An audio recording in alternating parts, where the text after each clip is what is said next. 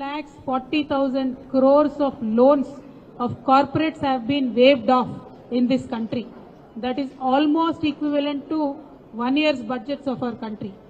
My sincere request to the people of this country, we should now realize that the people, the government, the party which claimed that they will be chowkidars in this country were sleeping while these corporates were looting this country and going away. We do not need sleeping chowkidars.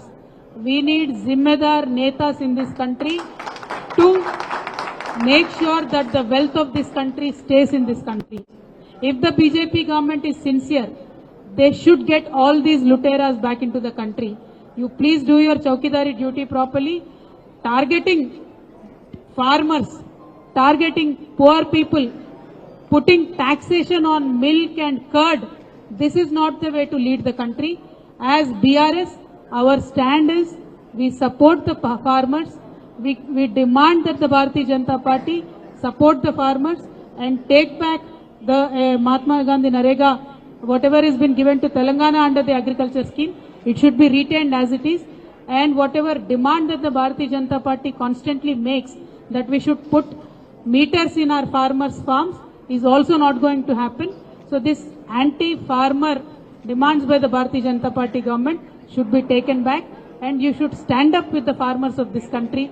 This is our demand.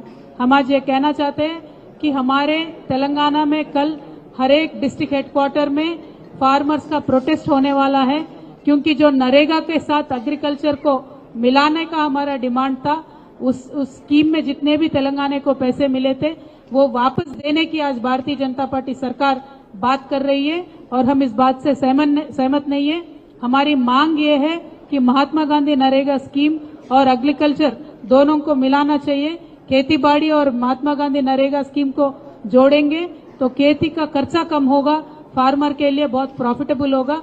तो ये हमारा demand है।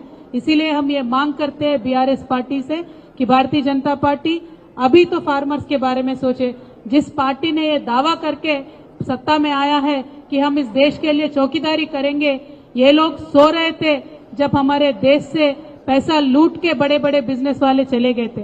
कल 2 दिन पहले parliament में, राज्यसभा में इन्होंने आंसर ये दिया है कि 19 लाख करोड़ रुपए इन्होंने वो लुटेरों के लिए बैंकों का कर्जा माफ किया है।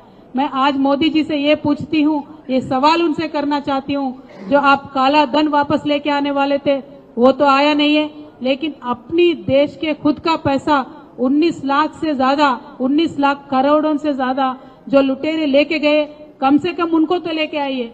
क्योंकि बैंकों में आपने जो कर्जा माफ किया है, ये किसका पैसा है? ये आम आदमी का पैसा है। जो टैक्स आपने दूध पे डाला है, जो टैक्स आपने सब्जी पे डाला है, जो टैक्स आपने पेट्रोल पे बढ़ाया है दाम, इन सब का पैसा आज बैंकों में है।